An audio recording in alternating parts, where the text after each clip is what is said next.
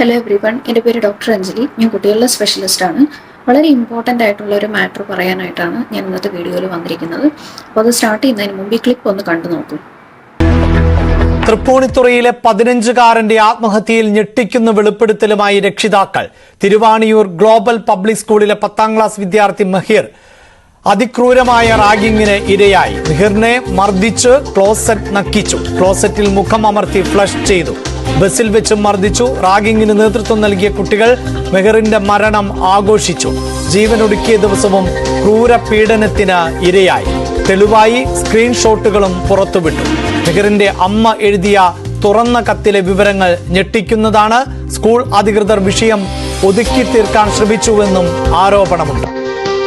അതായത് എറണാകുളത്തുള്ള ഒരു പ്രശസ്തമായിട്ടുള്ള ഒരു പബ്ലിക് സ്കൂളിൽ 15 വയസ്സുള്ള ഒരു കുട്ടിയെ അവൻ്റെ കൂടെ പഠിക്കുന്ന കുട്ടികൾ ചേർന്നിട്ട് അതിക്രൂരമായിട്ട് റാഗിങ്ങിന് ഇരയാക്കുകയും അവനെ ബലമായിട്ട് പിടിച്ചുകൊണ്ട് ക്ലോസറ്റിലേക്ക് കൊണ്ടുപോവുകയും അവൻ്റെ തല ക്ലോസറ്റിൽ മുക്കി പിടിച്ച് ഫ്ലഷ് ചെയ്യുക, അവനെ കൊണ്ട് ക്ലോസറ്റ് നക്കിക്കുക, അവനെ ശാരീരികമായിട്ട് മാനസികമായിട്ട് ഉപദ്രവിക്കുക, അവനെ സെക്ഷലി ഹരാസ് ചെയ്യുക. അത് എല്ലാം പോരാഞ്ഞിട്ട് അവൻ്റെ ശരീരത്തിൻ്റെ നിറം, അവൻ്റെ കളറിനെ വരെ പറഞ്ഞതുകൊണ്ട് ഈ കുട്ടികൾ അവനെ അമിതമായിട്ട് കളിയാക്കുകയാണ് ചെയ്തുകൊണ്ടിരുന്നത്.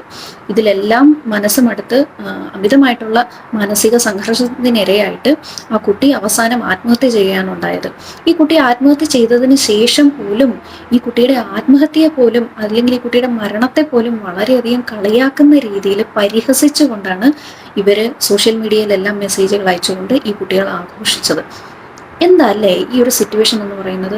അതായത് ഒരുത്തനെ ഇത്രയും ഇൻഹ്യൂമനായിട്ട്, ഒരുത്തൻ്റെ ബേസിക് ഹ്യൂമൻ റൈറ്റിന് പോലും എതിർക്കുന്ന രീതിയിൽ, ഒരുത്തനെ വളരെ നീചമായിട്ടുള്ള രീതിയിൽ ഒരു കുട്ടിയെ ഉപദ്രവിക്കുക, അതും ഇതേ സമപ്രായക്കാരായിട്ടുള്ള 15-16 വയസ്സുള്ള മറ്റു കുട്ടികൾ ചേർന്ന് ഉപദ്രവിക്കുക. ഈ ഉപദ്രവത്തിൻ്റെ അല്ലെങ്കിൽ ഈ ഒരു മാനസിക സംഘർഷം താങ്ങാതെ പാവം കുഞ്ഞ് ആ കുട്ടി പോയി ആത്മഹത്യ ചെയ്തതിന് ശേഷം അവൻ്റെ മരണത്തെ പോലും ആഘോഷിക്കുക എന്ന രീതിയിലുള്ള ഒരു മെൻറ്റാലിറ്റി ആയിപ്പോയി നമ്മുടെ സമൂഹത്തിലുള്ള കുട്ടികൾക്ക്. എന്തല്ലേ ഇങ്ങനെ? ഈ ഒരു ന്യൂസ് കേട്ടപ്പോൾ നമ്മൾ പലരും ഞെട്ടിപ്പോയി കാണും. പലപ്പോഴും നമ്മുടെ ഈ പ്രായത്തിൽ നമ്മൾ എങ്ങനെയായിരുന്നു എന്നതിന് വെച്ചിട്ട് ഈ ഒരു ഇൻസിഡൻറ്റിനെ നമ്മൾ കമ്പയർ ചെയ്ത് ചിന്തിച്ചിട്ടുണ്ടാവും. എങ്ങനെയാ കുട്ടികൾക്ക് ഇത്രയും ക്രൂരമായിട്ട് ചിന്തിക്കാൻ സാധിക്കുന്നതെന്ന് നമ്മൾ വിചാരിച്ചിട്ടുണ്ടാവും. ഇങ്ങനെയൊക്കെ ചിന്തിക്കുന്ന ഇതൊക്കെ നോർമലാണോ? അല്ലെങ്കിൽ ഇതൊക്കെ മാനസിക രോഗമുള്ള കുട്ടികളല്ലേ? ഇവർ ഇങ്ങനെ ചിന്തിക്കുന്നത്, ഈ ഒരു ചിന്താഗതി തന്നെ ശരിയാണോ എന്ന് പലപ്പോഴും നിങ്ങൾ ചിന്തിച്ചു കാണും. നിങ്ങൾ അങ്ങനെ ചിന്തിച്ചിട്ടുണ്ടെങ്കിൽ അത് ശരിയാണ്. കാരണം ഇങ്ങനെ ചിന്തിക്കുന്നത് ഇതൊരു ജനറേഷൻ ഗ്യാപ്പ് അല്ല. പലപ്പോഴും ഇങ്ങനെയുള്ള വീഡിയോസിൻ്റെയൊക്കെ താഴെ നമ്മൾ പോകുന്ന കമൻറ്റ് സെക്ഷൻ നോക്കുകയാണെങ്കിൽ നമുക്ക് കാണാൻ സാധിക്കും. പലപ്പോഴും പലരും പറയുന്നുണ്ട്, പണ്ടത്തെ കാലത്തൊക്കെയുള്ള കുട്ടികൾ എങ്ങനെയായിരുന്നു, ഇന്നത്തെ കുട്ടികൾ വളരെ മോശമായി പോയി. ഇന്നത്തെ സോഷ്യൽ മീഡിയയുടെയൊക്കെ ശരിയാണ്, ഒരു പരിധിവരെ സോഷ്യൽ മീഡിയ ഇതിന് കാരണക്കാരാണ്. പക്ഷേ ഒരു ജനറേഷൻ ഡിഫറൻസിലും ഇതുപോലെയുള്ള ഇത്രയും അൺഎത്തിക്കലായിട്ടുള്ള, ഇത്രയും ഇൻഹ്യൂമൻ ആയിട്ടുള്ള ആക്ടിവിറ്റീസ് ഒരിക്കലും അക്സെപ്റ്റബിൾ അല്ല. ഇന്നത്തെ കാലത്ത് ഇത്രയും മോശമായിട്ടുള്ള രീതികളിൽ കുട്ടികൾ പ്രവർത്തിക്കാൻ തുടങ്ങിയിട്ടുണ്ടെങ്കിൽ അത് തീർച്ചയായിട്ടും എന്തെങ്കിലും ഒരു രീതിയിലുള്ള മാനസിക വൈകൃതം കൊണ്ട് തന്നെയാണ്. നിങ്ങൾ അങ്ങനെ ചിന്തിച്ചിട്ടുണ്ടെങ്കിൽ അത് 100% ശരിയാണ്. അപ്പോൾ ഇതുപോലെയുള്ള ഇത്രയും മനുഷ്യരെ ഇങ്ങനെ മോശമായിട്ട് ഒരു മൃഗം എന്നുപോലും നമുക്ക് പറയാൻ സാധിക്കില്ല, അത്രയും പോലും ഒരു ബേസിക് കൺസിഡറേഷൻ പോലും കൊടുക്കാതെ മറ്റുള്ളവരെ ഉപദ്രവിക്കുക, ആ ഉപദ്രവത്തിൽ നിന്നൊരു പ്രത്യേക രീതിയിലുള്ള സന്തോഷം അല്ലെങ്കിൽ ഒരു മനസ്സംതൃപ്തി കണ്ടെത്തുക, ഇങ്ങനെയുള്ള ആളുകളുടെ ബിഹേവിയറിനെ കുറിച്ചിട്ടാണ് നമ്മൾ ഇന്ന് സംസാരിക്കുന്നത്. കുട്ടികളിൽ ഇങ്ങനെ കാണുന്ന മാനസിക വൈകൃതത്തിന് പറയുന്ന പേരാണ് കോണ്ടാക്ട് ഡിസോർഡർ എന്ന്. കോണ്ടാക്ട് ഡിസോർഡർ ഏറ്റവും കൂടുതൽ കാണുന്നത് ആൺകുട്ടികളിലാണ്. പെൺകുട്ടികളെക്കാൾ 2 ഇരട്ടി കൂടുതലാണ് ആൺകുട്ടികളിൽ ഈ രോഗം എന്ന് പറയുന്നത്. ഈ ഒരു മാനസിക വൈകൃതം ഇത് സാധാരണയായിട്ട് കണ്ടുവരുന്നത് ഒരു 10 വയസ്സിന് ശേഷമായിരിക്കും. ഏറ്റവും കൂടുതലായിട്ട് ഇത് റിപ്പോർട്ട് ചെയ്യുന്നത് 12 മുതൽ 15 വയസ്സ് വരെയുള്ള കുട്ടികളിലാണ്. 15 വയസ്സിന് ശേഷം ഈ ഒരു രോഗത്തിന് ചികിത്സിക്കുന്നതെന്ന് പറയുന്നത് വളരെ ബുദ്ധിമുട്ടാണ്. ഈ ഒരു രോഗം നമ്മൾ കണ്ടെത്തി ചികിത്സിക്കേണ്ടത് 15 വയസ്സിന് മുമ്പായിരിക്കണം. 15 വയസ്സിന് ശേഷമാണെങ്കിൽ പിന്നെ ഈ ഒരു രോഗത്തിനെ കൺട്രോൾ ചെയ്യുക, അല്ലെങ്കിൽ ഇവരുടെ ഈ ഒരു ബിഹേവിയറൽ ഡിസോർഡറിനെ, ഇവരുടെ ഈ ഒരു രീതികളെ, ഇതിനെ നമുക്ക് കൺട്രോൾ ചെയ്യുക എന്നുള്ളത് വളരെ ബുദ്ധിമുട്ടായി പോകും. പിന്നീട് ഇവർ വലുതായി അഡൾട്ട് ആയതിനു ശേഷം പതിയെ ഇവർ ആൻറ്റി സോഷ്യൽ ബിഹേവിയർ കാണിക്കുകയും സൈക്കോപാത്തുകളായിട്ട് മാറുകയാണ് സാധാരണയായിട്ട് ചെയ്യുന്നത്. ഇങ്ങനെയുള്ള ആളുകൾ തന്നെയാണ് ഫ്യൂച്ചറിൽ ഒരു ക്രൈമൊക്കെ ചെയ്യുന്നതും അറസ്റ്റിലാകുന്നതും ക്രിമിനൽസ് ആയിട്ട് മാറുന്നതും ഒക്കെ. ഇതുപോലെയുള്ള ചെറുപ്പത്തിലെ തന്നെ ഇതുപോലെയുള്ള സ്വഭാവ വൈകൃതങ്ങളുള്ള കുട്ടികളാണ് വലുതാകുമ്പോൾ ഇങ്ങനെയുള്ള ഓരോ അൺഎത്തിക്കലായിട്ടുള്ള ഇല്ലീഗലായിട്ടുള്ള ആക്ടിവിറ്റീസിൽ ഏർപ്പെടുന്നത്. കോണ്ടാക്ട് ഡിസോർഡർ സാധാരണയായിട്ട് ഒരു ഒറ്റ സിംഗിൾ ബിഹേവിയറൽ അബ്നോർമാലിറ്റി ആയിട്ടല്ല വരുന്നത്. ഇതിന്റെ കൂടെ തന്നെ ഈ കുട്ടികൾക്ക് മറ്റു ചില പ്രശ്നങ്ങളും ഉണ്ടാവും. ഉദാഹരണത്തിന് bipolar disorder, ADHD, attention deficit hyper activity disorder, anxiety, depression, ഇതുപോലുള്ള മറ്റ് എന്തെങ്കിലും മാനസിക പ്രശ്നങ്ങളും ഇതിനോടൊപ്പം തന്നെ ഇത്തരം കുട്ടികൾക്ക് ഉണ്ടാവാറുണ്ട്. ഇത് ഒന്നുകിൽ ഇത് കുട്ടിക്കാലത്തായിരിക്കാൻ തുടങ്ങുന്നത്, അതല്ലെങ്കിൽ 18 വയസ്സിന് ശേഷമായിരിക്കാൻ തുടങ്ങുന്നത്. രണ്ട് രീതിയിലും ഇത് കാണാറുണ്ട്. ഇത് രണ്ടും ആയാൽ തന്നെയും കുട്ടിക്കാലത്ത് തുടങ്ങുന്നത് കുറച്ചുകൂടി ട്രീറ്റ് ചെയ്യാൻ എളുപ്പമായിരിക്കും. കുറച്ച് പ്രായമായി കഴിഞ്ഞിട്ട് ചെറുപ്പക്കാരിൽ ഒരു 18 വയസ്സിന് ശേഷമാണ് ഈ ഒരു രോഗം തുടങ്ങുന്നതെങ്കിൽ അതിന് ട്രീറ്റ്മെന്റ് വളരെ ബുദ്ധിമുട്ടായിരിക്കും. ഇനി നമുക്ക് എങ്ങനെയാണ് മനസ്സിലാകുന്നത് ഈ ഒരു കുട്ടിക്ക് കോണ്ടാക്ട് ഡിസോർഡർ ആണെന്നുള്ളത്? അമേരിക്കൻ സൊസൈറ്റി ഓഫ് സൈക്യാട്രിയുടെ DSM-5 ക്രൈറ്റീരിയ അനുസരിച്ചിട്ട് പ്രധാനമായിട്ടും 15 ക്രൈറ്റീരിയയാണ് ഇതൊന്ന് ഡയഗ്നോസ് ചെയ്യാൻ വേണ്ടിയിട്ട് നമ്മൾ ഉപയോഗിക്കുന്നത്. പക്ഷേ ഈ 15 ക്രൈറ്റീരിയ ഒന്നും എല്ലാവരിലും കാണണമെന്നൊന്നുമില്ല. ഈ 15 ക്രൈറ്റീരിയകൾ എന്താണെന്ന് വെച്ചാൽ, മറ്റുള്ളവരുടെ ബേസിക് ഹ്യൂമൻ റൈറ്റിനെ ഇവർ നിഷേധിക്കുക, മറ്റുള്ളവരുടെ വീട്ടിലൊക്കെ ഇടിച്ചു കയറുക, കയ്യിൽ എപ്പോഴും മാരകമായിട്ടുള്ള ആയുധങ്ങൾ കൊണ്ടുപോവുക, അല്ലെങ്കിൽ മറ്റുള്ളവരെ ഉപദ്രവിക്കുക, മൃഗങ്ങളെ ഉപദ്രവിക്കുക, അതിക്രൂരമായിട്ട് മനുഷ്യരെ ഉപദ്രവിക്കുക, മറ്റുള്ളവരുടെ സാധനങ്ങൾ കട്ടെടുക്കുക, സ്വയം പിടിച്ചു നിൽക്കാൻ വേണ്ടിയിട്ട് നുണ പറയുക, മറ്റുള്ളവരെ സെക്ഷലി അസോൾട്ട് ചെയ്യുക, റേപ്പ് ചെയ്യുക, ഇത്തരം കാര്യങ്ങളിലൊക്കെ ഏർപ്പെടുക. ഇതിലൊന്നും ഒരു രീതിയിലും തന്നെ കുറ്റബോധം കാണിക്കാതിരിക്കുക, എന്തെങ്കിലും ചോദിച്ചാൽ തന്നെ അമിതമായിട്ട് കളവ് പറയുക, അവരുടെ കാര്യങ്ങൾ പിടിച്ചു നിൽക്കാൻ വേണ്ടിയിട്ട് ഏത് അറ്റം വരെയും നുണ പറഞ്ഞു പോവുക. ഇതൊക്കെയാണ് ഇതിന്റെ പ്രധാനമായിട്ടും ഈ 15 ക്രൈറ്റീരിയകളിൽ വരുന്നത്. പക്ഷേ ഈ 15 ക്രൈറ്റീരിയ ഇപ്പോൾ ഷോർട്ടാക്കിയിട്ട് 4 ക്രൈറ്റീരിയയാണ് നമ്മൾ കൊണ്ടുവരുന്നത്. ഈ 4 ക്രൈറ്റീരിയകളിൽ ഏതെങ്കിലും 3 ക്രൈറ്റീരിയ തുടർച്ചയായിട്ട് 1 വർഷം ഒരു കുട്ടിക്കുണ്ടെങ്കിൽ നമുക്ക് ആ കുട്ടിക്ക് കോണ്ടാക്ട് ഡിസോർഡർ ആണെന്ന് പറയാം. ഈ 4 ക്രൈറ്റീരിയ നമ്മൾ പറയുന്നത് ട്രാപ്പ് എന്നാണ്. അതിലെ ട്രാപ്പിലെ ഓരോ സിംഗിൾ ആൽഫബറ്റും ഓരോ പ്രത്യേകമായിട്ടുള്ള പോയിന്റുകളെയാണ് നോട്ട് ചെയ്യുന്നത്. ട്രാപ്പിന്റെ T എന്ന് പറഞ്ഞാൽ ട്രസ് പാസിങ് ആൻഡ് തെഫ്റ്റ്. അതായത് മറ്റുള്ളവരുടെ വീട്ടിലേക്ക് ഇടിച്ചു കയറുക, മറ്റുള്ളവരുടെ സാധനങ്ങൾ കട്ടെടുക്കുക. ചിലപ്പോൾ ഇവർക്ക് ആ സാധനമൊന്നും ആവശ്യം പോലും ഇല്ലാത്തതായിരിക്കും. എങ്ങനെയാണെങ്കിൽ പോലും മറ്റുള്ളവരുടെ സാധനങ്ങൾ കട്ടെടുക്കുന്നതിലൂടെ ഇവർക്കൊരു പ്രത്യേക രീതിയിലുള്ള മനസ്സിന്റെ സന്തോഷം അവർക്ക് കിട്ടും. നിങ്ങൾ അടുത്തിടെയായിട്ട് ഇറങ്ങിയ ഒരു സിനിമ, ആസിഫ് അലിയുടെ ഒരു സിനിമ കണ്ടിട്ടുണ്ടെങ്കിൽ, കൂമൻ എന്ന് പറയുന്ന ഒരു സിനിമയിൽ ഇതുപോലെയുണ്ട്. അതായത് ഒരു കാരണവുമില്ലാതെ ഒരാളുടെ വീട്ടിൽ ഇടിച്ചു കയറുക, അവരുടെ വീട് കുത്തിപ്പൊളിക്കുക, അവരുടെ വീട്ടിലേക്ക് കയറി അവരുടെ സാധനങ്ങൾ എടുക്കുക, അതിൽ നിന്ന് ഒരു പ്രത്യേക രീതിയിലുള്ള ഒരു മനസ്സന്തോഷം അല്ലെങ്കിൽ ഒരു മെന്റൽ സാറ്റിസ്ഫാക്ഷൻ ഇങ്ങനെയുള്ള കുട്ടികൾക്ക് കിട്ടും. 6 എന്ന് പറയുന്നത് റൂൾ ബ്രേക്കിംഗ് ആണ്. റൂൾ ബ്രേക്കിംഗ് എന്ന് പറഞ്ഞാൽ നമ്മളെല്ലാവരും ജീവിക്കുന്ന നമ്മുടെ സമൂഹത്തിൽ ചില നിഷ്കർഷിച്ചിട്ടുള്ള ചില നിയമങ്ങളുടെ അടിസ്ഥാനത്തിലായിരിക്കും, അല്ലേ? ഇങ്ങനത്തെ കുട്ടികൾ ഇങ്ങനെയുള്ള ഒരു നിയമങ്ങളും പാലിക്കത്തില്ല. ഉദാഹരണത്തിന് ഒരു സ്കൂളിൽ ചെല്ലുന്ന സമയം 10 മണിയാണെന്ന് പറഞ്ഞാൽ അവർ ആ സമയത്ത് അവിടെ ചെല്ലണമെന്നില്ല. അതല്ലെങ്കിൽ ഒരു ഹോസ്പിറ്റലിൽ ഇരിക്കുമ്പോൾ അവിടെ നിശബ്ദത പാലിച്ചാണ് ഇരിക്കേണ്ടതെന്ന് നമ്മൾ പറയുകയാണെങ്കിൽ അവരൊരിക്കലും അത് അംഗീകരിക്കില്ല. ഇവിടെ തുപ്പണ്ടെന്ന് പറഞ്ഞു കഴിഞ്ഞാൽ അവരവിടെ തുപ്പും. ഇവിടെ വണ്ടി പാർക്ക് ചെയ്യരുതെന്ന് പറഞ്ഞാൽ അവരവിടെ തന്നെ വണ്ടി പാർക്ക് ചെയ്യും. അത് അങ്ങനെ വളരെ ചെറിയ നിസ്സാരമായിട്ടുള്ള കാര്യങ്ങൾ തുടങ്ങി വളരെ വലിയ കാര്യങ്ങളിലേക്ക് വരെ ഇവർ പോകും. അപ്പോൾ 6 എന്ന് പറയുന്നത് റൂൾ ബ്രേക്കിങ്ങിനെയാണ് ഉദ്ദേശിക്കുന്നത്. A എന്ന് പറഞ്ഞാൽ അഗ്രസീവ്നെസ്. അഗ്രസീവ്നെസ് എന്ന് പറഞ്ഞാൽ ഇവർ ചെയ്യുന്ന എല്ലാ കാര്യങ്ങളും വളരെ അഗ്രസീവായിട്ടുള്ള ബിഹേവിയർ ആയിരിക്കും. അതായത് ഒരാളെ പരിഹസിക്കുന്നത് അല്ലെങ്കിൽ ഒരാളെ കളിയാക്കുക, ഇങ്ങനെയുള്ള കാര്യങ്ങളൊക്കെ അയാളുടെ കോറിൽ വരെ പോകുന്ന രീതിയിൽ, അയാളെ മാനസികമായിട്ട് തളർത്തി കളയുന്ന രീതിയിലായിരിക്കും ഇവർ ചെയ്യുന്നത്. ഒരാളെ ഉപദ്രവിക്കുന്നതാണെങ്കിലും അല്ലെങ്കിൽ ഒരു മൃഗത്തിനെ ഉപദ്രവിക്കുന്നതാണെങ്കിലും അതിനെ ഉപദ്രവിച്ച് അവസാനം അതിനെ കൊല്ലുക, അല്ലെങ്കിൽ ഒരു മനുഷ്യനെ ആണെങ്കിൽ പോലും അയാൾക്ക് മനുഷ്യൻ എന്നുള്ള മാനുഷികമായിട്ടുള്ള കൺസിഡറേഷൻ പോലും കൊടുക്കാതെ അവരെ ഉപദ്രവിക്കുക, അവർക്ക് വളരെ ഗ്രീവിയസ് ആയിട്ടുള്ള ഇഞ്ചുറി ഉണ്ടാക്കുക, കൈകാലുകൾ തല്ലി ഒടിക്കുക, കത്തി കൊണ്ട് കുത്തുക, ഇങ്ങനെയൊക്കെ വളരെ ഇൻഹ്യൂമൻ ആയിട്ടുള്ള വളരെയധികം അമിതമായിട്ടുള്ള കാര്യങ്ങളായിരിക്കും ഇവർ ചെയ്തുകൊണ്ട് പോകുന്നത്. ഇവർക്ക് ദേഷ്യം വരുന്നത് വളരെ പെട്ടെന്നായിരിക്കും. വളരെ ഷാലോ ആയിട്ടുള്ള ഒരു മെന്റാലിറ്റി ആയിരിക്കും ഇവരുടെ ഇമോഷൻസ് വളരെ ഷാലോ ആയിരിക്കും. അപ്പോൾ അതൊക്കെയാണ് അഗ്രസീവ്നെസ് എന്ന് പറഞ്ഞുകൊണ്ട് ഉദ്ദേശിക്കുന്നത്. ഇനി അവസാനത്തതെന്ന് പറഞ്ഞാൽ പ്രോപ്പർട്ടി ഡിസ്ട്രക്ഷൻ. ഇവരുടെ ഇതുപോലുള്ള സ്വഭാവം കൊണ്ട് നിസ്സാര കാര്യങ്ങൾക്ക് കൈ കിട്ടുന്നതൊക്കെ എടുത്ത് വലിച്ചെറിയുക, വീട്ടിലുള്ള TVയോ അല്ലെങ്കിൽ ലാപ്ടോപ്പോ അല്ലെങ്കിൽ എന്തെങ്കിലും ടേബിളോ ഇതൊക്കെ നശിപ്പിച്ച് കളയുക. വളരെ നിസ്സാരമായിട്ടുള്ള ഒരു ആർഗ്യുമെന്റ് ആയിരിക്കും പെട്ടെന്ന് കുപിതനാവുക.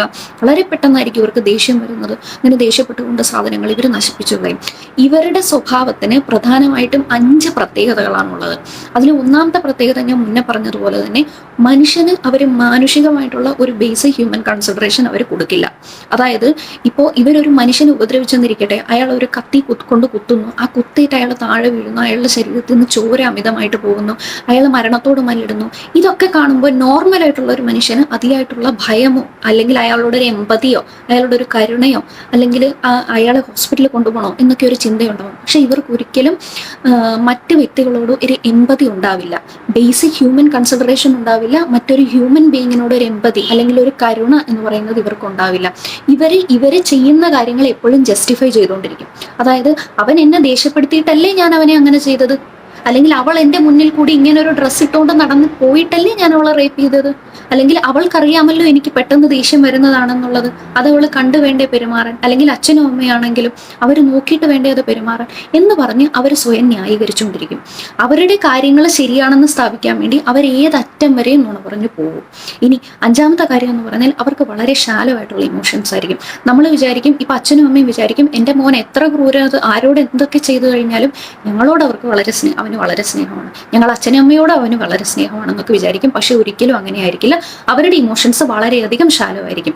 അതായത് ചിലപ്പോൾ ഒരു നിസാര കാര്യത്തിന് പോലും ഈ അച്ഛനും അമ്മയെ തന്നെ അവർ ചിലപ്പോൾ പിടിച്ചടിച്ചെന്നിരിക്കും, അല്ലെങ്കിൽ അച്ഛനും അമ്മയും ചിലപ്പോൾ ഉപദ്രവിക്കും, അവരുടെ ജീവന് തന്നെ ചിലപ്പോൾ ഇവർ ആപത്തുണ്ടാക്കിയിരിക്കും. അപ്പോൾ ഇതൊക്കെയാണ് ഈ ഒരു രോഗത്തിന്റെ പ്രത്യേകത എന്ന് പറയുന്നത്. ഞാൻ ഇതിനു മുന്നേ പറഞ്ഞല്ലോ, ഇത്തരക്കാർക്ക് അവരവരുടെ കാര്യങ്ങൾ സ്ഥാപിച്ചെടുക്കാൻ വേണ്ടി അവരുടെ ഭാഗം ശരിയാണെന്ന് പറയാൻ വേണ്ടിയിട്ട് അവർക്ക് ഒരു തരി പോലും കുറ്റബോധം ഉണ്ടാവില്ല എന്ന് മാത്രമല്ല, അവർ ഏതറ്റം വരെയും നുണ പറയുകയും ചെയ്യും. ഇവർ ഈ പറയുന്ന നുണയെന്ന് പറഞ്ഞാൽ നമുക്ക് ഒരിക്കലും ലൈ ഡിറ്റക്ടറിൽ നമുക്ക് ഡിറ്റക്ട് ചെയ്യാൻ സാധിക്കില്ല. ഈ ലൈ ഡിറ്റക്ടർ എന്ന് പറയുന്ന ഒരു സിസ്റ്റം വർക്ക് ചെയ്യുന്നത് എങ്ങനെയാണെന്ന് പറഞ്ഞാൽ, നോർമൽ ആയിട്ടുള്ള ഒരു മനുഷ്യൻ നുണ പറയുമ്പോഴത്തേക്കും നമ്മുടെ ശരീരത്തിൽ സ്ട്രെസ് ഹോർമോൺസ് റിലീസ് ആവും. അപ്പം നമ്മുടെ ശരീരത്തിൽ ചില ഓട്ടോണോമിക് ചേഞ്ചസ് ഉണ്ടാവും. ഈ ഓട്ടോണോമിക് ചേഞ്ചസിനെ ഡിറ്റക്ട് ചെയ്തുകൊണ്ടാണ് നമ്മുടെ ലൈ ഡിറ്റക്ടർ എന്ന് പറയുന്ന ഒരു മെഷീൻ ഇപ്പൊ ഈ ഒരാൾ പറയുന്നത് നുണയാണോ അല്ലെങ്കിൽ ശരിയാണോ എന്ന് ഡിറ്റക്ട് ചെയ്യുന്നത്. പക്ഷെ ഇങ്ങനെയുള്ള ആളുകൾ, ഇങ്ങനെ കോണ്ടാക്ട് ഡിസോർഡർ ഉള്ള ഇത്തരം മാനസിക വൈകൃതങ്ങളുള്ള ആളുകൾ അവർ നുണ പറയുമ്പോൾ ഒരിക്കലും അവരുടെ ശരീരത്തിൽ ഒരു സ്ട്രെസ് ഡെവലപ്പ് ആവില്ല. സ്ട്രെസ് ഡെവലപ്പ് ആവാത്തത് കൊണ്ട് തന്നെ അവരുടെ ശരീരത്തിൽ ഒരു ഓട്ടോണോമിക് ചേഞ്ച് ഉണ്ടാവില്ല. അതുകൊണ്ട് തന്നെ ഒരു ലൈ ഡിറ്റക്ടറിനും ഇവർ പറയുന്ന നുണയാണ് എന്ന് ഡിറ്റക്ട് ചെയ്യാൻ സാധിക്കില്ല. അപ്പോൾ ഇതും ഈ ഒരു രോഗത്തിന്റെ ഒരു പ്രത്യേകതയാണ്. ഇനി ഇത്തിരി മുന്നേ ഞാൻ എങ്ങനെയൊക്കെയാണ് ഇത് ഡയഗ്നോസ് ചെയ്യുന്നതെന്ന് പറഞ്ഞു. എന്തുകൊണ്ടാണ് കുട്ടികൾ ഇങ്ങനെ കോണ്ടാക്ട് ഡിസോർഡർ കുട്ടികളിൽ ഉണ്ടാവുന്നത്? ഞാൻ ഇതിന് മുന്നേയും പല വീഡിയോകളിലും പറഞ്ഞിട്ടുണ്ട്. ഒരു കുഞ്ഞ് ജനിക്കുന്നതിന് മുമ്പ് തന്നെ ഒരു കുഞ്ഞിന്റെ ശാരീരികവും മാനസികവുമായിട്ടുള്ള കാര്യങ്ങൾ നിർണായകമാണ്, അല്ലെങ്കിൽ അതെല്ലാം ഡിറ്റക്ട് ചെയ്യപ്പെടുന്നുണ്ട്. ഉദാഹരണത്തിന് ആ കുട്ടിയുടെ ജെനറ്റിക്സ് എന്ന് പറയുന്നത് നിങ്ങൾ എപ്പോഴും ശ്രദ്ധിച്ചോളൂ. ഇത്തരം ഇല്ലീഗൽ ആയിട്ടുള്ള ആക്ടിവിറ്റീസ്, ഇത്തരം ക്രിമിനൽ മൈൻഡുള്ള കുട്ടികൾക്ക് അവർക്ക് എന്തെങ്കിലും ഒരു ഫാമിലി ഹിസ്റ്ററി ഉണ്ടാവും. അതായത് ഒന്നെങ്കിൽ അവരുടെ അച്ഛനോ അല്ലെങ്കിൽ അവരുടെ അപ്പൂപ്പനോ അല്ലെങ്കിൽ അവരുടെ അമ്മയ്ക്കോ ആർക്കെങ്കിലും ഇതുപോലൊരു സൈക്കോ സോഷ്യൽ ബിഹേവിയർ ഉണ്ടാവും. അവരുടെ ഫാമിലിയിൽ തന്നെ ഇതുപോലെയുള്ള ഉദാഹരണങ്ങൾ മുന്നേ ഉണ്ടാവും. അപ്പൊ ജെനറ്റിക്സ് എന്ന് പറയുന്നത് വളരെയധികം ഇമ്പോർട്ടൻ്റ് ആണ്. ഒരു 50% കൂടുതൽ ഇതുപോലെയുള്ള ആക്ടിവിറ്റീസിൽ ഏർപ്പെടുന്ന കുട്ടികൾക്ക് ഇതുപോലെ എന്തെങ്കിലും ഒരു പാസ്റ്റ് എന്തെങ്കിലും ഒരു ജെനറ്റിക് ഹിസ്റ്ററി ഇങ്ങനെയുള്ള കുട്ടികളിൽ കാണാറുണ്ട്. പിന്നെ എന്ന് പറയുന്നത് കുട്ടികൾ പ്രഗ്നന്റ് ആയിരിക്കുന്ന സമയത്ത് അമ്മ ആൽക്കഹോൾ ഉപയോഗിക്കുന്നുണ്ടെങ്കിൽ, അല്ലെങ്കിൽ അമ്മയ്ക്ക് ഇതുപോലെ എന്തെങ്കിലും സൈക്കോ സോഷ്യൽ ബിഹേവിയർ ഉണ്ടെങ്കിലോ, അല്ലെങ്കിൽ പ്രഗ്നൻസിയുടെ ടൈമിൽ ഇതുപോലെ എന്തെങ്കിലും ഒരു കോംപ്ലിക്കേഷൻസ് ഒക്കെ വരികയാണെങ്കിൽ ഇതുപോലെയുള്ള കുട്ടികളിൽ ഇങ്ങനെ ചില ബിഹേവിയറൽ അബ്നോർമാലിറ്റീസ് കണ്ടുവരാറുണ്ട്. ഇനി ഒരു കുഞ്ഞ് വളരുന്ന സാഹചര്യം, ആ ഒരു സിറ്റുവേഷൻ എന്ന് പറയുന്നത് കുഞ്ഞിന്റെ എൻവിയോൺമെന്റ്, ഡെവലപ്മെന്റൽ എൻവിയോൺമെന്റ് എന്ന് പറയുന്നത് വളരെയധികം ഇമ്പോർട്ടൻ്റ് ആണ്. കുട്ടികളുടെ ഡെവലപ്മെന്റിനെ കുറിച്ച് ചർച്ച ചെയ്തൊരു വീഡിയോയിൽ ഞാൻ പറഞ്ഞിരുന്നു. കുട്ടികളെ നമ്മൾ അമിതമായിട്ട് വഴക്ക് പറയുക, അല്ലെങ്കിൽ കുട്ടികളുടെ കാര്യങ്ങൾ ശ്രദ്ധിക്കാതിരിക്കുക, കുട്ടികളെ പട്ടിണിക്കിടുക. വിശപ്പ് എന്ന് പറയുന്നത് വളരെ സ്ട്രോങ് ആയിട്ടുള്ള ഒരു ഇമോഷനാണ്. കുട്ടികളെ പട്ടിണിക്കിടുക, കുട്ടികളെ ഉപദ്രവിക്കുക, കുട്ടികളുടെ മുന്നിൽ നിന്ന് അച്ഛനും അമ്മയും വഴക്ക് പിടിക്കുക, കുട്ടികളുടെ മുന്നിൽ വെച്ച് തന്നെ അച്ഛനും അമ്മയെ തല്ലുക, അല്ലെങ്കിൽ അവർ തമ്മിലടിക്കുക, അല്ലെങ്കിൽ വീട്ടിലെ ആരെങ്കിലും തമ്മിലടിക്കുക. കുട്ടികൾക്ക് എപ്പോഴും നമ്മൾ സേഫ് അല്ല എന്നുള്ളൊരു എൻവയോൺമെന്റ്, ആ ഒരു എൻവയോൺമെന്റിൽ നമുക്ക് സേഫ് അല്ല എന്ന രീതിയിൽ ഉള്ളിലൊരു ചിന്തയുണ്ടാവുക. കുട്ടികളെ നമ്മൾ ഉപദ്രവിക്കുക, കുട്ടികളെ ശാരീരികമായിട്ടും സെക്ഷുവലായിട്ടും ഉപദ്രവിക്കുക. കുട്ടിക്കാലത്ത് ഇതുപോലെയുള്ള സെക്ഷുവൽ അസോൾട്ടുകൾക്കും അല്ലെങ്കിൽ സെക്ഷുവൽ റേപ്പ് പോലെയുള്ള ഉപദ്രവങ്ങൾക്ക് വിധേയരാകുന്ന കുട്ടികൾ ഫ്യൂച്ചറിൽ ഇതുപോലെയുള്ള കോണ്ടാക്ട് ഡിസോർഡർ അല്ലെങ്കിൽ ഇതുപോലെയുള്ള സൈക്കോപാത്തുകളാവാനുള്ള സാധ്യത വളരെ കൂടുതലായിരിക്കും. ഇങ്ങനെയുള്ള കുട്ടിക്കാലത്ത് ഇതുപോലെയുള്ള അതിക്രമങ്ങൾ നേരിടുന്ന കുട്ടികൾ ഫ്യൂച്ചറിൽ അതുപോലെയുള്ള അതിക്രമങ്ങൾ ചെയ്യാനുള്ള സാധ്യതകൾ കൂടുതലായിരിക്കും. അപ്പോൾ ഇതൊക്കെയാണ് ഇതിന്റെ പ്രധാനപ്പെട്ട കാരണങ്ങൾ എന്ന് പറയുന്നത്. ഇനി ഈ കാരണങ്ങളിലൂടെയൊക്കെ പോകുന്ന കുട്ടികൾ ഇങ്ങനെ വൺസ് ഇവർക്ക് ഇങ്ങനെ ഒരു കോണ്ടാക്ട് ഡിസോർഡർ ഉണ്ടായി കഴിഞ്ഞാൽ നമ്മൾ അതിനെ ട്രീറ്റ് ചെയ്യുന്നത് മെയിനായിട്ട് നമ്മൾ സൈക്കോതെറാപ്പി ചെയ്തുകൊണ്ടായിരിക്കും. ഇനി എല്ലാ കുട്ടികളിലും ഇതുപോലുള്ള സൈക്കോതെറാപ്പി വർക്കാവണമെന്നില്ല. ചില കുട്ടികളിൽ നമ്മൾ ട്രീറ്റ്മെൻറ്റ് എടുക്കേണ്ടി വരും. അതായത് ചില കുട്ടികളിൽ നമ്മൾ ടാബ്ലറ്റ് കൊടുക്കേണ്ടി വരും, ചില കുട്ടികളിൽ നമ്മൾ ജസ്റ്റ് അവർക്കൊരു കൺസൾട്ടേഷനോ അല്ലെങ്കിൽ അവർക്കൊരു ട്രെയിനിങ്ങോ, അവരോട് സംസാരിക്കുകയോ അല്ലെങ്കിൽ അവർക്കൊരു അവരോട് അവരുടെ പ്രശ്നങ്ങൾ എന്താണെന്ന് നമ്മൾ ഡിസ്കസ് ചെയ്യുന്നതിലൂടെ ചില കുട്ടികൾക്ക് മാറാം. ചില കുട്ടികൾക്ക് നമ്മൾ പ്രോപ്പറായിട്ട് ട്രീറ്റ്മെൻറ്റ് എടുക്കേണ്ടി വരും. അതായത് ഈ സൈക്കോതെറാപ്പിയിൽ മെയിനായിട്ടും വളരെയധികം അഗ്രസീവ് ബിഹേവിയർ ആണെങ്കിൽ, മറ്റുള്ളവർ ഉപദ്രവിക്കുന്ന ബിഹേവിയർ ഒക്കെ ആണെങ്കിൽ, അങ്ങനെ അവർക്ക് നമ്മൾ എറ്റിപ്പിക്കൽ ആൻറ്റിസൈക്കോട്ടിക് ആയിട്ടുള്ള റിസ്പെറിഡോൺ പോലുള്ള എറ്റിപ്പിക്കൽ ആൻറ്റിസൈക്കോട്ടിക്സ് നമ്മൾ കൊടുക്കേണ്ടി വരും. നിങ്ങൾ ഈ ഇടയ്ക്കൊരു സിനിമ കണ്ടിരുന്നു, സൂക്ഷ്മദർശിനി എന്ന് പറയുന്ന ഒരു സിനിമയിൽ ബീസിൽ എന്ന് പറയുന്ന ഒരു നായകൻ, അദ്ദേഹം കാണിച്ചിരുന്ന മാനുവൽ എന്ന് പറയുന്ന ഒരു ക്യാരക്ടറുണ്ട്. ആ ക്യാരക്ടറിന്റെ ഒരു സ്വഭാവ വൈകൃതം നിങ്ങൾ ശ്രദ്ധിക്കുകയാണെങ്കിൽ നിങ്ങൾക്ക് മനസ്സിലാവും. ആ ക്യാരക്ടറിന്റെ ഫസ്റ്റ് സീനിൽ തന്നെ പുള്ളി ഒരു പൂച്ചയെ ഒരു കല്ലെടുത്ത് എറിയുന്ന ഒരു സീനുണ്ട്. ഒരു അകാരണമായിട്ടൊരു മൃഗത്തിനെ ഉപദ്രവിക്കുക, അല്ലെങ്കിൽ ഒരു ഉടുമ്പിനെ തല്ലിക്കൊല്ലുക. ഉടുമ്പിനെ തല്ലിക്കൊന്നതിന് ശേഷം അത് ഒരു കറി വെച്ചിട്ട് ചുറ്റും ഇരിക്കുന്നവർക്ക് കൊടുക്കുക. അവരോട് ഇത് ഉടുമ്പാണെന്ന് പറയാതെ അവരെ കൊണ്ടത് തീറ്റിക്കുക. അവരത് കഴിക്കുന്നത് സ്വയം കണ്ട് ആസ്വദിക്കുക. അയാൾ പക്ഷെ കഴിക്കാതെ മറ്റുള്ളവർ കഴിക്കുന്നത് സ്വയം കണ്ട് ആസ്വദിക്കുക. സ്വന്തം മിത്രത്തിനെ അതിക്രൂരമായിട്ട് പ്ലാൻ ചെയ്ത് കൊല്ലുക. കൊന്നതിന് ശേഷം അതിക്രൂരമായിട്ട് ആസിഡിലിട്ട് അതിനെ ഉരുക്കുക. ഉരുക്കിയതിന് ശേഷം ആ ലായനി ക്ലോസറ്റിലിട്ട് ഫ്ലഷ് ചെയ്യുക. ഇങ്ങനെയൊക്കെ നോർമലായിട്ടുള്ള മനുഷ്യർക്ക് ചിന്തിക്കാവുന്നതിനും അപ്പുറം ഡേഞ്ചറസ് ആയിട്ടുള്ള കാര്യങ്ങളായിരിക്കും ഇവർ ചിന്തിക്കുന്നത്. അപ്പൊ ഇതുപോലെ അഗ്രസീവ് ആക്ടിവിറ്റി ഉള്ള ആളുകളാണെങ്കിൽ അവർക്ക് നമ്മൾ ആൻറ്റിസൈക്കോട്ടിക് മെഡിസിൻസ് കൊടുക്കേണ്ടി വരും. എറ്റിപ്പിക്കൽ ആൻറ്റിസൈക്കോട്ടിക്സ് പോലുള്ള റിസ്പെറിഡോൺ പോലെയുള്ള ട്രീറ്റ്മെൻറ്റുകൾ ടാബ്ലറ്റ്സ് നമ്മൾ കൊടുക്കേണ്ടി വരും. ചിലരിൽ ഞാൻ മുന്നേ പറഞ്ഞില്ലേ, അസോസിയേറ്റഡ് ആയിട്ടുള്ള കോമോർബിഡിറ്റീസ് ഉണ്ടാവും. അതായത് ഡിപ്രഷൻ, ആൻസൈറ്റി, ബൈപ്പോളാർ ഡിസോർഡർ പോലെയുള്ള അസോസിയേറ്റഡ് കോമോർബിഡിറ്റീസ് ഉള്ളവരാണെങ്കിൽ അങ്ങനെയുള്ളവരിൽ നമുക്ക് സെലക്റ്റീവ് സെറട്ടോണിൻ റീഅപ്ടേക്ക് ഇൻഹിബിറ്റേഴ്സ് പോലെ SSRI പോലെയുള്ള മറ്റ് ട്രീറ്റ്മെൻറ്റ് നമ്മൾ എടുക്കേണ്ടി വരും. ഇങ്ങനെ ട്രീറ്റ്മെൻറ്റ് കൊണ്ട് മാത്രം കാര്യമായില്ല, അവരുടെ ചുറ്റുമുള്ളവർക്കും നമ്മൾ ഒരു കൗൺസിലിംഗ് കൊടുക്കേണ്ടത് വളരെയധികം ഇമ്പോർട്ടൻ്റ് ആണ്. ഏറ്റവും പ്രധാനപ്പെട്ടത് അവർക്ക് ചുറ്റുമുള്ള അവരുടെ പാരൻസിനും അവരെ പഠിപ്പിക്കുന്ന ടീച്ചേഴ്സിനും. പാരൻസിനെന്ന് പറഞ്ഞാൽ നമ്മളൊരു PMT എന്ന് പറയും. പാരൻസിന് നമ്മളൊരു മാനേജ്മെൻറ്റ് ട്രെയിനിങ് നമ്മൾ കൊടുക്കണം. അതായത് ഇപ്പം ഏറ്റവും ഇമ്പോർട്ടൻ്റ് എന്ന് പറയുന്നത് ഇവരുടെ കുട്ടിക്ക് ഒരു രോഗമുണ്ട് എന്ന് നമ്മൾ അവരെ പറഞ്ഞ് വിശ്വസിപ്പിക്കുക എന്നുള്ളതാണ്. പല പാരന്റും ഒരിക്കലും ഇത് അക്സെപ്റ്റ് ചെയ്യാൻ തയ്യാറാവാറില്ല. ഇപ്പോൾ നിങ്ങൾ ഈ വീഡിയോ കേൾക്കുമ്പോൾ തന്നെ നിങ്ങളിപ്പോൾ ഞാൻ മറ്റേ കുട്ടിക്ക് ചിലപ്പോൾ ഇതായിരിക്കും, അല്ലെങ്കിൽ നിങ്ങൾക്ക് പരിചയമുള്ള ഏതെങ്കിലും ഒരു കുട്ടിയുമായിട്ട് നിങ്ങൾക്ക് ഞാൻ ഈ പറഞ്ഞിട്ടുള്ള കുറേ ഉദാഹരണങ്ങൾ ചിലപ്പോൾ റിലേറ്റ് ചെയ്യാൻ സാധിച്ചെന്നിരിക്കും. ഈ നമ്മുടെ ശരീരത്തിലെ ഓരോ ഭാഗത്തിനും, അല്ലെങ്കിൽ ചിലപ്പോൾ നമ്മുടെ ശരീരം ഹൃദ്രോഗം ഉണ്ടാവുന്നത് പോലെയോ, അല്ലെങ്കിൽ കരളിന് രോഗമുണ്ടാവുന്ന പോലെയോ, കൈകാലുകൾക്ക് രോഗമുണ്ടാവുന്നത് പോലെ തന്നെയുള്ള ഒരു രോഗമാണ്, നമ്മുടെ ബ്രെയിനിനുണ്ടാവുന്ന ഒരു രോഗമാണ് ഇതും. ഇതിനെ വളരെ ഒരു മാനസിക രോഗം അല്ലെങ്കിൽ വിഭ്രാന്തി എന്നുള്ള രീതിയിലൊന്നും നമ്മളെ കാറ്റഗറൈസ് ചെയ്യേണ്ട ആവശ്യമില്ല. അങ്ങനെ ഒരു സോഷ്യൽ സ്റ്റിഗ്മ നമ്മുടെ സമൂഹത്തിൽ പൊതുവെ ഉണ്ട്. നമ്മളത് മാറ്റേണ്ട സമയമായിരിക്കുന്നു. ഇപ്പൊ തന്നെ നമുക്ക് ചാനലുകൾ എടുത്തു നോക്കിയാൽ നമുക്ക് കാണാൻ സാധിക്കും എത്രയെത്ര ഒരു ദിവസം തന്നെ നമ്മൾ എത്രയെത്ര വാർത്തകളാണ് കാണുന്നത്, അല്ലേ? എന്താണ് നമ്മുടെ നാട്ടിൽ സംഭവിക്കുന്നതെന്ന് നമുക്ക് വിഷമം തോന്നുന്ന രീതിയിൽ എത്രയൊക്കെ മോശപ്പെട്ട വാർത്തകളാണ്. നമുക്ക് കുടുംബത്തോടെ ഇരുന്നു പോലും നമുക്ക് ഇത്തരം വാർത്തകൾ കേൾക്കാൻ പറ്റാത്ത സാഹചര്യമായിക്കൊണ്ടിരിക്കുകയാണ്. അപ്പോൾ ഇത്തരം വാർത്തകൾ വരുന്നതുകൊണ്ട് നമ്മൾ മനുഷ്യരുടെ മാനസിക ആരോഗ്യം എന്നുള്ള ഒരു കാര്യത്തെക്കുറിച്ച് നമ്മൾ വളരെയധികം സീരിയസ് ആയിട്ട് ചിന്തിക്കേണ്ട ഒരവസ്ഥയാണ് ഇപ്പോൾ വന്നിരിക്കുന്നത്. 12, 13 വയസ്സുള്ള കുട്ടികൾ പോലും വളരെയധികം മോശമായിട്ടുള്ള രീതിയിലേക്ക് പോയിക്കൊണ്ടിരിക്കുന്ന ഒരു സിറ്റുവേഷൻ ആണ് ഇപ്പോൾ. അപ്പൊ അതുകൊണ്ട് നമ്മൾ ഈ കാര്യത്തെക്കുറിച്ച് കുറച്ചുകൂടി ഡീറ്റെയിൽഡ് ആയിട്ട് ചിന്തിക്കുക. ഈ കാര്യത്തിന് കുറച്ചുകൂടി ഇമ്പോർട്ടൻസ് കൊടുക്കേണ്ട ആവശ്യമുണ്ട്. അപ്പൊ പാരന്റ്സ് ആദ്യം മനസ്സിലാക്കേണ്ടത് ഇതൊരു രോഗമാണെന്നുള്ളതാണ്. ഇത് ജസ്റ്റ് ഒരു DSM-5 ക്രൈറ്റീരിയ കൊണ്ട് മാത്രമല്ല ഇത് ഡയഗ്നോസ് ചെയ്യുന്നത്. ഇത്തരം കുട്ടികളിൽ 100 കണക്കിന് സൈക്കാട്രിസ്റ്റുമാർ ഒരു പഠനം നടത്തുകയും ഇത്തരം കുട്ടികളുടെ ബ്രെയിൻ അസസ്മെന്റ് നടത്തുകയും ചെയ്തു. ആ ബ്രെയിൻ അസസ്മെന്റ് നടത്തിയതിൽ നിന്ന് ഇവർക്ക് മനസ്സിലായത് എന്താണെന്ന് പറഞ്ഞാൽ, ഒരു നോർമൽ ആയിട്ടുള്ള ഒരാളുടെ തലച്ചോറിൽ അമിഗ്ഡല എന്ന് പറയുന്ന ഒരു ഭാഗമുണ്ട്. ഇത്തരം കോണ്ടാക്ട് ഡിസോർഡർ ഉള്ള കുട്ടികളിൽ ഈ അമിഗ്ഡലയുടെ സൈസ് വളരെയധികം ചെറുതായിരിക്കുമെന്ന് കണ്ടെത്തി. അമിഗ്ഡലയാണ് നമ്മുടെ ശരീരത്തിൽ നമുക്ക് ഇമോഷൻ ഉണ്ടാക്കുന്നത്. അതായത് ഒരു മനുഷ്യൻ, താഴെ കിടക്കുന്ന ഒരു മനുഷ്യൻ, കുത്തേറ്റ് കിടക്കുന്ന ഒരു മനുഷ്യൻ, അയാളുടെ ശരീരത്തിൽ നിന്ന് ചോര ഒലിക്കുമ്പോൾ നമുക്ക് അയാളോട് ഒരു എമ്പതി, സ്നേഹം, അയാളെ ആശുപത്രിയിൽ കൊണ്ടുപോകണം എന്നൊക്കെ ഒരു വിചാരം നമുക്കുണ്ടാവുന്നത് നമ്മുടെ ശരീരത്തിൽ ഈ ഒരു ഇമോഷണൽ സെന്റർ ആയിട്ടുള്ള അമിഗ്ഡല പ്രവർത്തിക്കുന്നത് കൊണ്ടാണ്. ഇത്തരം ഒരു ഇമോഷണൽ റെസ്പോൺസിബിലിറ്റി ഈ അമിഗ്ഡലയുടെ സൈസ് ചെറുതായതുകൊണ്ട് ഇത്തരം കുട്ടികളിൽ ഉണ്ടാവില്ല. അത് മാത്രമല്ല ചില ന്യൂറോ സ്റ്റിമുലേറ്റേഴ്സ് ഉണ്ട്. ഉദാഹരണത്തിന് സെറട്ടോണിൻ, ഡോപ്പമിൻ, അതുപോലെയുള്ള ചില ന്യൂറോ സ്റ്റിമുലേറ്റേഴ്സും ഇത്തരം കുട്ടികളിൽ വ്യതിയാനങ്ങൾ ഉണ്ടാകുന്നതുണ്ട്. ഇങ്ങനെ വ്യതിയാനം ഉണ്ടാകുമെന്ന് പഠനങ്ങളിലൂടെ നമ്മൾ തെളിയിക്കപ്പെട്ടിട്ടുള്ളതാണ്. അപ്പൊ അതുകൊണ്ട് തന്നെ ഇത്തരം കുട്ടികൾക്ക് ട്രീറ്റ്മെന്റ് വേണം. ഇത്തരം കുട്ടികൾക്ക് ട്രീറ്റ്മെന്റ് എടുത്തില്ലെങ്കിൽ ഇതുപോലെയുള്ള കുട്ടികളാണ് ഫ്യൂച്ചറിൽ വളർന്നു വലുതായി വലിയ വലിയ ക്രിമിനൽ ആക്ടിവിറ്റീസ് ചെയ്യുന്ന സൈക്കോപാത്തുകളായിട്ട് മാറുന്നത്. അപ്പൊ അതുകൊണ്ട് ഇതിന്റെ ട്രീറ്റ്മെന്റ് വളരെയധികം പ്രധാനപ്പെട്ടതാണ്. പാരന്റ്സിനെ പോലെ തന്നെ ടീച്ചേഴ്സിന് നമ്മൾ ഇതിന് ട്രീറ്റ്മെന്റ് കൊടുക്കണം. ഇത്തരം കുട്ടികളെ എങ്ങനെയാണ് ഡീൽ ചെയ്യേണ്ടത്, അവരോട് എങ്ങനെയാണ് പെരുമാറേണ്ടത്, അവർക്ക് പോസിറ്റീവ് ഇൻഫോഴ്സ്മെന്റ് അല്ലെങ്കിൽ നെഗറ്റീവ് ഇൻഫോഴ്സ്മെന്റ് ഒക്കെ എങ്ങനെയാണ് കൊടുക്കേണ്ടതെന്നുള്ളത് ഡീറ്റെയിൽഡ് ആയിട്ട് നമുക്ക് അവർക്ക് പറഞ്ഞു കൊടുക്കേണ്ടതുണ്ട്. ഇവർക്ക് ചുറ്റുമുള്ളവർക്ക് കൗൺസിലിംഗ് കൊടുക്കേണ്ടതുണ്ട്. ഇത്തരം കാര്യങ്ങൾ ചെയ്തുകൊണ്ട് തന്നെ നമുക്ക് ഇത്തരം കുട്ടികളെ ഒരു പരിധി വരെ, പൂർണ്ണമായിട്ടും വളരെയധികം ബുദ്ധിമുട്ടാണ്, ഒരു പരിധി വരെ നമുക്ക് ഈ ഒരു അസുഖത്തെ നമുക്ക് കൺട്രോൾ ചെയ്ത് നിർത്താൻ സാധിക്കും. അപ്പൊ അതുകൊണ്ട് നിങ്ങളുടെ ചുറ്റും ആരെങ്കിലും ഇതുപോലെയുള്ള കുട്ടികൾ ഉണ്ടെങ്കിൽ തീർച്ചയായിട്ടും അവർക്കൊരു ഹെൽപ്പ് കൊടുക്കുക.